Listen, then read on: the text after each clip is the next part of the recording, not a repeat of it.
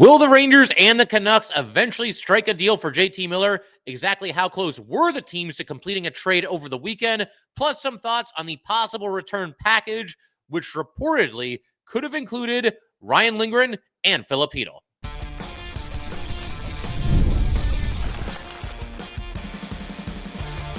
Locked on the New York Rangers, your daily podcast on the New York Rangers.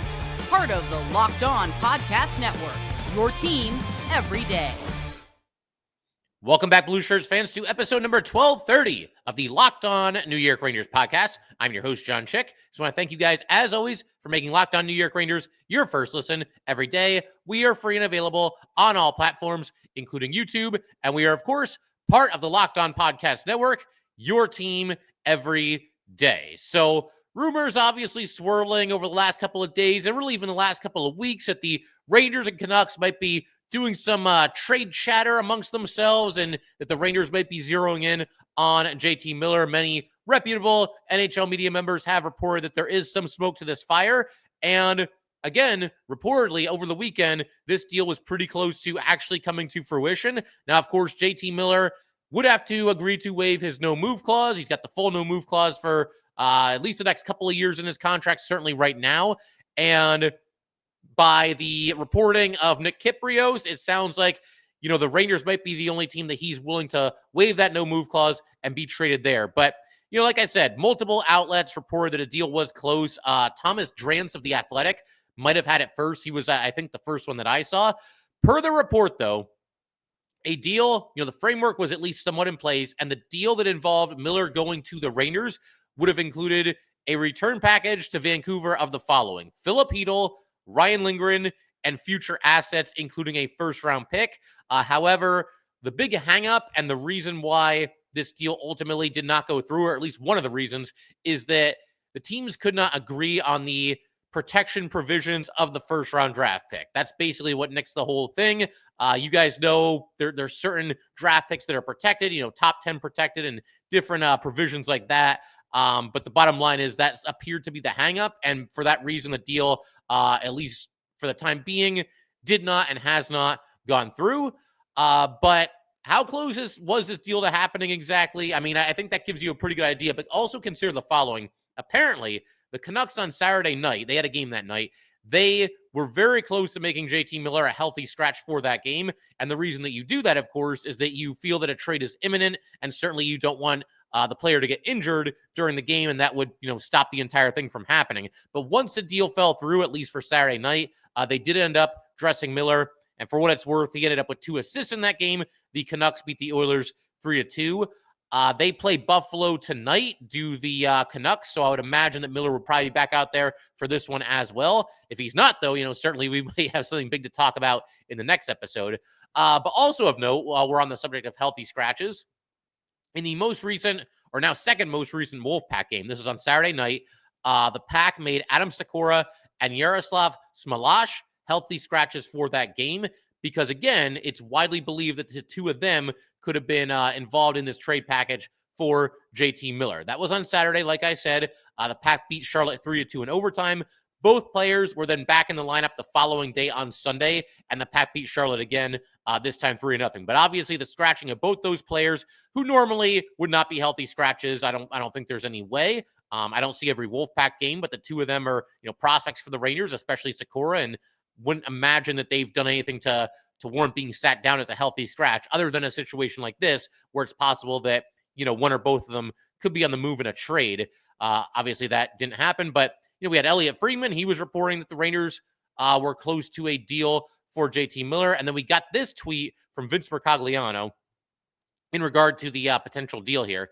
It's apparently on ice for now, but it's become increasingly clear that the Rangers covet Miller and view him as one of the very few potentially available players who could change the dynamic of their lineup. But I've said before that I don't see Mika Zibanejad waiving his no-move clause in season, if ever. So I'd look elsewhere if you're trying to figure out what the trade package would look like. And something that I wanted to throw out there just kind of as an idea, because right now, the way things stand, I think the Rangers are playing this right. you might have different opinions whether you want the Rangers to get JT Miller or you don't want them to get JT Miller. I'm kind of in the latter group, I guess. I'm not really all that sold on it. I'll explain why in a little bit here. But I do think, again, whether you're for or against it, the Rangers are playing this pretty smart right now. They're engaged in talks, but they're not overextending themselves. They're not overpaying. I mentioned this in a recent episode when we talked about Miller. It kind of reminds me a little bit of the situation with Patrick Kane a couple of years ago, where he was only going to waive his no-move clause to go to the Rangers. It sounds like a very similar situation is unfolding with JT Miller. And if that's the case, then the Canucks don't really have a lot of leverage. And for that reason, if the Canucks are desperate to get rid of Miller and that locker room is just fractured and they got to get him out of there, then I think the Rangers are doing the right thing and just waiting them out. And, obviously not overpaying, not overextending themselves for JT Miller. But one other idea that I had here, the Canucks could try to do, maybe they are already doing it, we don't know. But again, the Raiders, they pretty much hold all the cards here in regards to any potential deal for JT Miller for all the reasons that I just explained. So my thought is, would the Canucks then maybe pivot and look into the idea of potentially trading Elias Pettersson instead? The rift in that locker room appears to be really between those two players, just a complete clashing of personalities. And by all accounts, they just do not get along. So one of them has to go. It almost feels like one of those situations where this locker room ain't big enough for the two of us, right? So with Miller, Vancouver is kind of stuck. They're kind of handcuffed because if Miller really only will waive the no-move clause to go to the Raiders, then I wonder, do they pivot and try to deal Pettersson instead? Pettersson does have a higher cap hit than Miller does. Pettersson's at $11 million, whereas Miller is at $8 million. Or Pettersson's at 11.5. He's at 11.6 million. There it is. 11.6 million. So I think if you're the Canucks, it probably makes sense to go out there and shop Pettersson a little bit too, just to see what the offers are.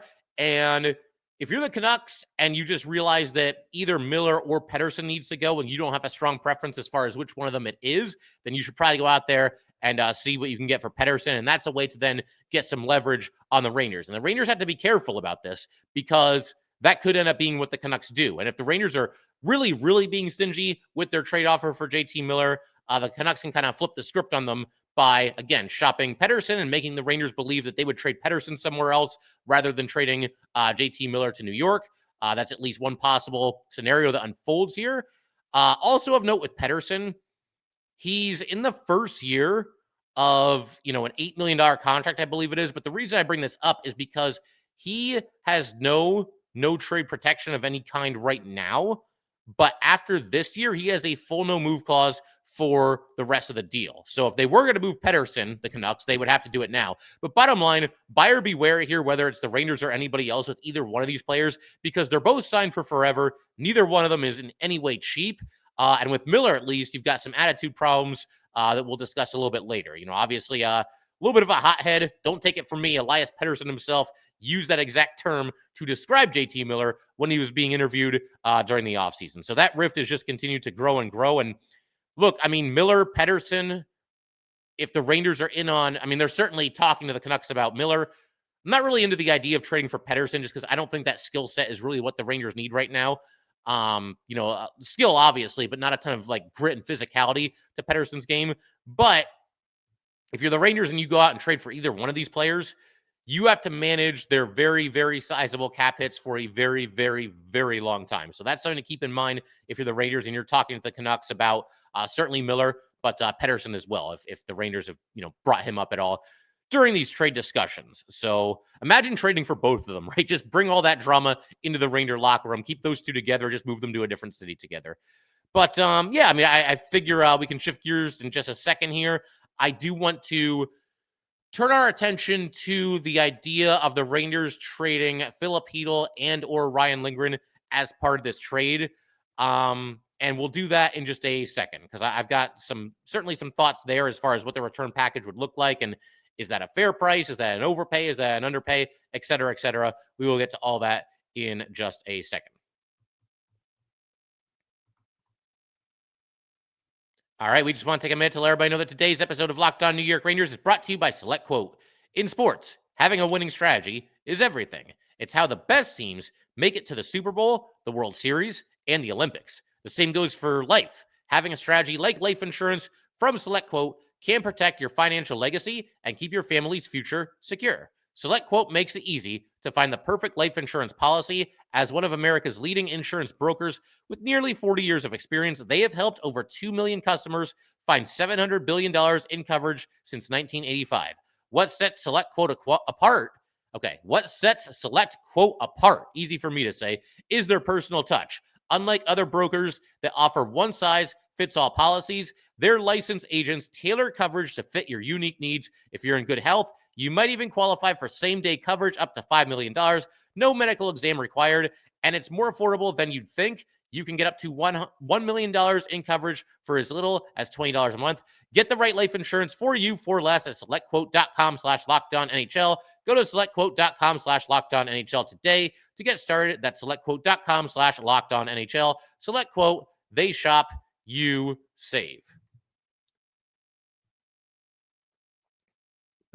All right, we just want to thank you guys, as always, for making Locked On New York Rangers your first listen every day. We are free and available on all platforms, including YouTube. And for the everydayers, we've got Rangers versus Senators a little bit later tonight. Ottawa, one of those teams that are right in front of the Rangers. The Rangers trying to close the gap on them a little bit and work their way back into playoff contention here. I mean, they're in contention, but you know what I mean. Get their way back into an actual playoff spot. But for right now, let's keep the focus on the JT Miller sweepstakes, the JT Miller trade talks, whatever you want to call it. I did want to focus a little bit more on Filip and Ryan Lindgren potentially being part of a package to acquire JT Miller. You know, I touched on that briefly in the last section, but have some thoughts on both of these players. We'll start with Lindgren. To begin with, you guys know the everydayers, the people that have been tuning in every day for, the past however many seasons here. You guys know I'm very fond of Ryan Lindgren. Just love the way that he goes out there and competes and obviously sacrifices his body, blocks shots, does play physical, does whatever it takes to win the game. Somebody that's an absolute warrior. We saw him win the Stephen McDonald Extra Effort Award, I believe 2 years ago. Was it this past year? He definitely won it. He definitely won it in recent history, I can tell you that. The guy goes out there and plays his heart out. With that said, you are this season, I think, beginning to see the repercussions of playing the style of hockey that he plays. He just hasn't been the same player this year. It's been a little bit better recently, I would say, but just hasn't really played at the same level that we've seen in other seasons, basically ever since he's been here. And when you consider the fact that he's an impending UFA, I just don't see any real way possible that the Rangers would bring him back after this season ends. Again, he has played better recently, but you can't keep everybody, right? That's a theme when it comes to free agency in all sports, but certainly the NHL when the salary cap is so tight. So I think he ends up being something of a cap casualty. Even if he does make it through the entire season and they don't deal Lindgren before the deadline, I don't think there's any way they re-sign him to a longer deal after this year. So as far as trading Lindgren, I mean, it would pain me in some ways to see him go, but at the same time, I completely understand it. And I wouldn't really have an issue with it if it was being done to bring in a player like JT Miller. And again, I do have my reservations about JT Miller. We'll get to those a little bit later. But he is a heck of a player. I mean, nobody can take that away from JT Miller. He's obviously become, a star player in this league, certainly for Vancouver over the last bunch of seasons here. As far as like Lindgren going to Vancouver, I would imagine the Canucks would be looking to extend him long-term because otherwise it wouldn't really make much sense for them to deal for him in the first place because, again, he is a UFA after the season. Canucks right now on the outside of the playoff picture looking in, so there wouldn't be much sense in bringing in Lindgren and then just having him walk in the offseason when you're not going to go to the playoffs anyway. So I would imagine they'd be looking to lock him up at least somewhat long-term. And the other thing that I like about this, if you do trade Ryan Lindgren, is it does, in theory, and I stress in theory, open up the door for Zach Jones to get back into the lineup. I know a lot of us have kind of been waiting for this to happen. The Ranger defensemen have played better recently. Maybe the most recent game against Montreal notwithstanding, they got pretty leaky there, especially in the third period. I thought Borgen had a tough night in particular, a couple other guys as well. But if Ryan Lindgren is gone and you make this trade with Vancouver and you bring back JT Miller and no defensemen come along with him, then okay. Zach Jones has been the healthy scratch. He's been the number 7 defenseman for, I think, like double-digit games now. That's how long it's been since Jones has been in the lineup. Now the door is open for him to go back in. But knowing the Rangers, what they would probably do is just leave Jones at the number 7 defenseman and call up, like, Ben Harper or Chad Ruedel to step into the lineup instead. At that point, I think all of us would lose our collective minds. I can understand right now him being the odd man out because, again, the Ranger defensemen have stepped up and played better in recent history than certainly they were playing at the end of 2024. But man, Jones has been he's kind of got the short end of the stick, I think, certainly this year and for most of his Ranger career, if we're being honest. I'm kind of surprised he wasn't mentioned as part of this trade package with the Canucks to possibly bring back JT Miller, but it is what it is. As for Filip, I mean, you do kind of get Ranger fans every once in a while floating the idea of potentially trading Filip. I never really thought it was all that realistic. I don't think you would ever see a team acquire Filip in a trade if Chytil was the only asset that they were getting, for a very simple reason: the fact that he does have such an uncertain short-term and long-term future in the NHL because of his concussion history. Now, let me just say, Filip is awesome.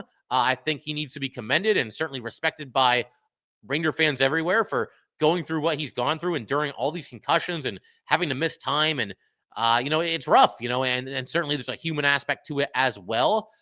But with that said, would I be on board with the Rangers acquiring JT Miller if they went with the package that was floated out there that was reported by several different, sources? That package, of course, being Chytil, Lindgren, Sikora, and Smalash, along with a first-round pick. Would I do that? If it came right down to it, I probably would. It's a major risk because JT Miller is such a wild card, and I swear we are going to get to that in just a little bit here. But there's nobody in that group that I think is completely irreplaceable. I mean, Smalash, I believe, was a 5th-round pick. He's not that high up in terms of current Ranger prospects with the highest ceiling or anything. Sikora, I feel like the Rangers like him, but maybe they're not in love with him. He was their first pick the year that he was drafted, but that draft pick was also late in the 2nd round. So it's not like we're talking about somebody that was taken 6th or 7th overall. No, I mean, it was almost the 3rd round when they took Sikora. And I don't think that he has as high of a ceiling as maybe some of their other prospects do. Lindgren, I just explained. I'm okay with them moving on from him. Chytil's the one that would kind of trip me up a little bit. But the bottom line, we just talked about the concussion history. And again, I don't want this to sound cold or inhuman or whatever you want to call it. But the bottom line, reality is reality. And Filip, with his concussion history, at any time, that could happen again. And obviously, we hope that it does not happen. But from a hockey perspective, you have to acknowledge that reality and understand that we could be getting toward the playoffs, and something like that could happen again to Filip, and he might be unavailable. So you just never know what you're going to get from Filip, game to game, week to week, whatever you want to go with. But the other point that I want to make from a hockey perspective here is Filip is now in his 8th year in the NHL, if you can possibly believe that. Now, his first year, he only played 9 games. So that doesn't really count. The year after that was his rookie season. But the bottom line, Chytil has now played in parts of 8 different seasons in the NHL, despite only being 25 years old. He has played in 374 games in the regular season in the NHL. He has a total of 162 points. So Filip for his career, and again, this is a time span that goes through different parts of 8 different seasons. He is pretty comfortably at less than a half point per game. And I realize, he's been in the bottom 6 for the vast majority of that, and he is still getting better, and he's had all the injuries and everything, and I get that. But the bottom line facts are facts, and that stat that I just said is certainly accurate. So if Chytil is the biggest thing that you have to give up to acquire Miller, then I think I probably actually would pull the trigger on that. Miller makes me nervous, and we will get to that. But, yeah, I mean, I feel like that's something that you would have to do. And on top of that, if you trade Chytil and Lindgren for Miller, you're actually gaining cap space because the two of them, Miller and Lindgren, are almost $9 million. It's right in the ballpark of $9 million. And you would acquire JT Miller, and he's only $8 million. So not a big jump, but you would actually gain some cap space in doing a trade such as that. The thing to keep in mind, obviously, is that JT Miller is signed for far longer than either Lindgren or Chytil, but be that as it may, the Rangers would actually get a little bit of cap relief if they were to do this trade here. But in just a second, going to go ahead and shift our attention to a couple of other names that have been out there. Vancouver is said to be high on both these players, Alexis Lafreniere, and it sounds like they're very, very high on Braden Schneider. Going to have some thoughts on the idea of the Rangers possibly including one of these players in a deal for Miller. I don't think there's any chance whatsoever that they would include both of them, but one of them, is it possible? Is it something that the Rangers could, should, and would do? We will get to that and tackle that subject and talk a little bit more about JT Miller in just a second. All right, we just want to take a minute to let everybody know that today's episode of Locked On New York Rangers is brought to you by FanDuel. From the first whistle to the final drive, FanDuel makes the NFL playoffs even more exciting. Right now, new customers can bet $5 and get $300 in bonus bets. If you win your first bet, that's $300 to keep the action going. The FanDuel app is easy to navigate, and the variety of bets keeps every game exciting. Plus, when you win, you get paid instantly. No waiting around for your winnings. Whether you're betting on your favorite team or just cooking or just looking to add some extra excitement to the playoffs, FanDuel has you covered. Just visit FanDuel.com to join today and get started with $300 in bonus bets. That's FanDuel.com.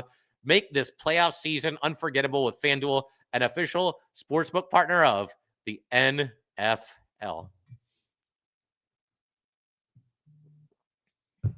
All right, let's go ahead and wrap up today's episode here by talking a little bit more about some other hypothetical Rangers that could be involved in a trade involving JT Miller. And those two players are the ones I just mentioned. Vancouver said to like both of these players, Alexis Lafreniere and Braden Schneider. We'll start with Lafreniere. Despite his recent struggles, I'm certainly not looking to trade Alexis Lafreniere. We see right now what's happening with Capo Caco in Seattle, which doesn't necessarily mean that the exact same thing would happen with Lafreniere, but I'm certainly not willing to take that risk. Lafreniere obviously got to a whole nother level last season. He carried that over into the playoffs. He looked great there. He scored some big goals for the Rangers in the playoff run. To me, this is somebody that you should be building around going forward, not shipping away. Alexis Lafreniere right now is 23 years old. JT Miller is 31 years old. I'm not looking to make that deal. I know Miller's the more, proven commodity, the more established player, the guy with the more impressive stat line for sure, but I'm still not looking to do that. If I'm the Rangers, I'm hanging on to Alexis Lafreniere despite his recent struggles. I think eventually he will come out of it. And again, this is somebody that could be a pillar of Ranger hockey going forward, and just don't think it makes any sense to make a move like that. And on top of everything that I just mentioned, and I touched on this just a second ago, but the Rangers right now, generally speaking, should be looking to get a little bit younger rather than a little bit older. And again, you're talking about a 23-year-old who has shown a lot of promise in Alexis Lafreniere versus a 31-year-old in JT Miller. And I just don't know that makes a lot of sense because, I don't consider the Rangers an old team or anything like that. And there's a stat that I cite fairly often because, there's certain fans that seem to believe that this Ranger team, they're all a couple of years from needing to be in a retirement home. And that's just not true. They've obviously gotten a little bit older and they've got some guys into their 30s at this point. But we're talking about a team that coming into this season was one of the 10 youngest teams in the NHL. And of the 16 playoff teams last year, they were the second youngest team of those 16 teams. Only Boston was younger. So the idea that they're this old and just team that can't move that's just not true.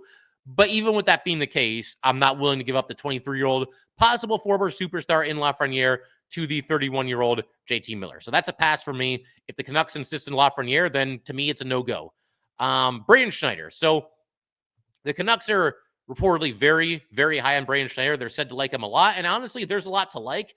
We've talked a lot about Braden Schneider, how he's coming to the NHL and it's just been a rock-solid defenseman right from the start and basically just hit the ground running. One aspect of his game that I always marvel at is his ability to adapt to any kind of defense partner. I mean, I'm not going to go through the entire list here because that list has just gotten ridiculous over the years, but he doesn't have the same defense partner for longer than a month or two, it seems. He's playing with veterans and young guys and free agent signings and guys that are homegrown for the Rangers, big guys, small guys, stay-at-home D-men, offensive defensemen. Braden Schneider really has done it all. He's doing it right now. He's out there with Urho Vakanainen every single night, and the two of them seem to have gelled pretty well together. Maybe a couple of hiccups early, but they seem to be figuring it out and putting the pieces together, and that's obviously very nice to see. I don't want to see Schneider go. I mean, I just like him as a player, first of all.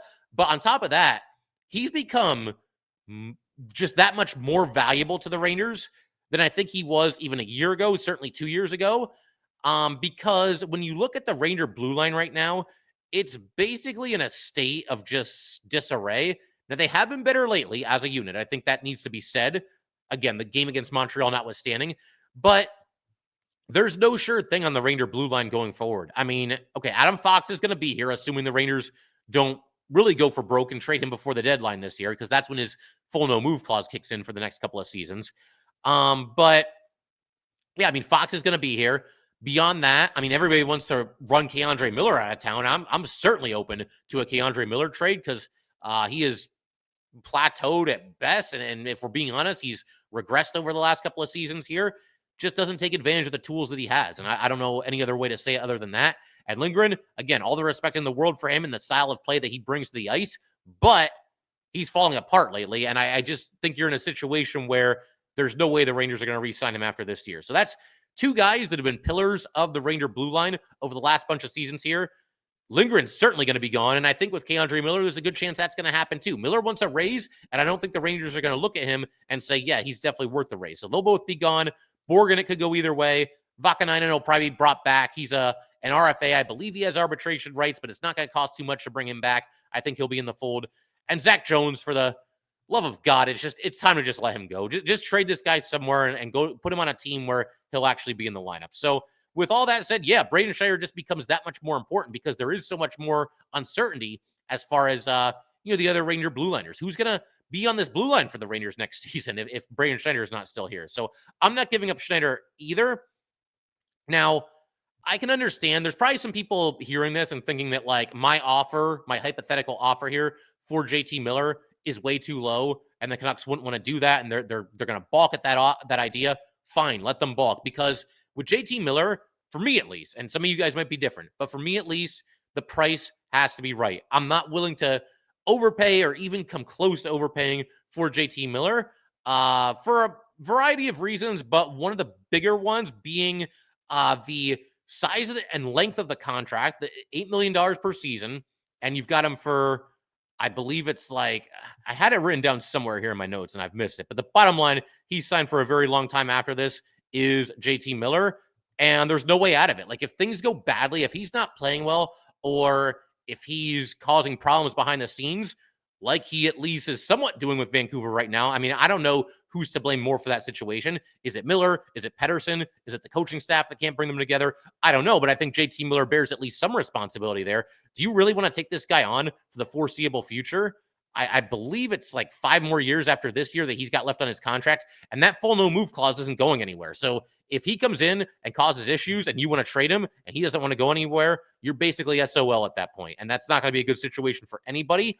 The length and the price of the contract, to me, it gives me a lot of reservations. Now, the one trade that was mentioned a while back, and we didn't really talk about this on here a whole lot, but it was reported that a deal that the Canucks and Rangers were at least talking about was Mika Zibanejad for JT Miller straight up. That deal I would do because, yes, JT Miller does come with some character concerns, but when you look at Mika and when you look at Miller, they both have very similar cap hits. They both have contracts that go on forever. Mika Zibanejad is at $8.5 million a year. JT Miller is at $8 million a year. And I think, JT Miller's skill set would add something to the table that the Rangers are currently missing. Just a lot more jam, a lot more edge. I mean, you can, not be a fan of all of Miller's antics and his extracurriculars and whatever's going on behind the scenes there. But the bottom line is the guy does bring a lot of fire to the rink every single night. And that could be the jolt that maybe the Rangers need, at least somewhat. But this all leads me into something that I've been building toward for the entire episode, basically up to this point. Miller's attitude is garbage. I call your attention to something that happened in a recent game involving the Vancouver Canucks. Miller was out there turning in a questionable effort. It just seems like things aren't going his way, and he's kind of, not giving it the old college try, I guess we can say. But you've got a situation where Miller's on the bench, and Rick Tocchet was saying something to him. Now, Tocchet downplayed it a little bit during one of his media scrums. He said that he wasn't necessarily talking to Miller. It was, a bunch of guys that were in that area of the bench. But you can see Miller and Tocchet, they're looking at each other, and then Miller stands up while Tocchet is addressing him and possibly some of his teammates as well, and he goes down to the end of the bench. And for everybody that wants the Rangers to bend over backwards, twist themselves into a pretzel to acquire JT Miller, I mentioned this in a recent episode. I'm going to repeat it here because it bears repeating. Ask yourself what your reaction would be if we saw Mika Zibanejad or Chris Kreider or Adam Fox, guys that wear an A for the Rangers, as JT Miller does for the Canucks. What is your reaction if you see one of them do that to Peter Laviolette? If they're sitting in the middle of the bench and Chris Kreider gets up and just doesn't want to hear it and just walks down to the other side of the bench and just sits there and sulks, how are you going to react to that? You're not going to credit him for it, I can tell you that. And again, Miller does bring a lot of fire, but I think there's some times where it's to his own detriment.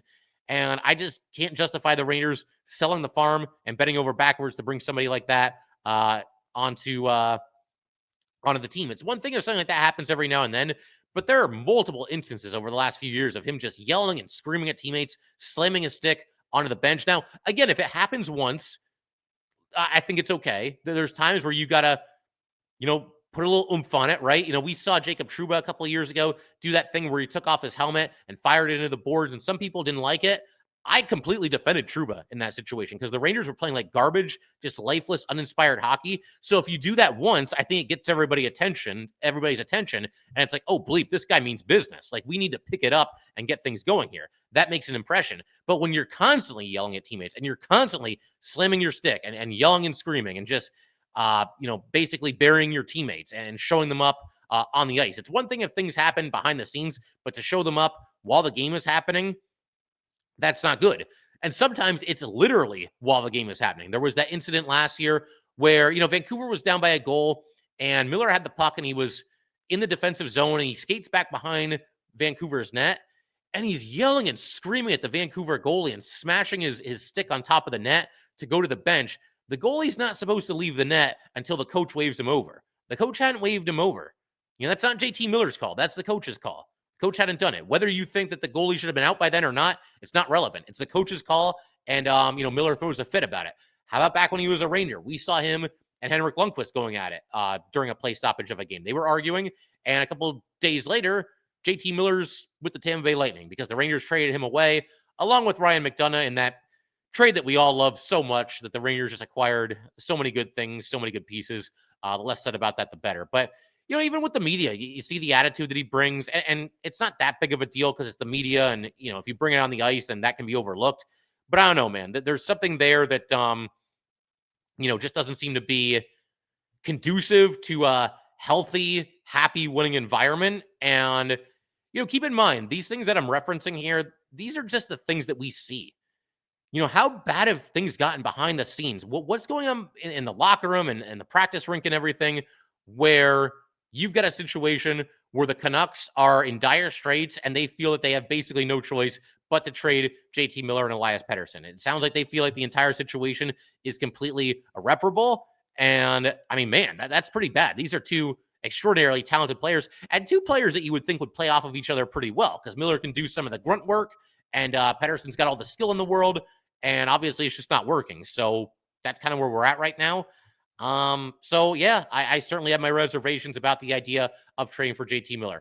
It is intriguing. And if the Rangers can get him at a massive discount, then I think you have to do it. Even if there are question marks, even if there are certain reservations that I have that some of you may have as well, if you can get him for the package that we discussed earlier in the episode, the one revolving around like Chytil and Lindgren, I'm willing to do that. But if you're talking about including Lafreniere or, Braden Schneider, no, I'm out on that. And you might feel differently. Maybe there's some people willing to give up one of those players to get Miller. Let me know. I'd be curious to see how everybody thinks about that. But yeah, bottom line for me, I'm not giving up anything too significant. If he comes at a discount, then let's make the thing happen. But it would be a tremendous risk, a tremendous swing for the fences, and it could go one of about a million different ways. That's pretty much the long and short of it. But definitely let me know what you guys think about this. If you're on board with JT Miller or you're not really feeling it.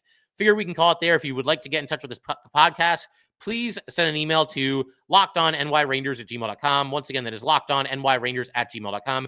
Definitely give us a follow on Twitter as well at @LO_NY_Rangers. Once again, that's at @LO_NY_Rangers. And definitely subscribe to Locked On New York Rangers YouTube channel. Thanks again, guys. I will see you next time.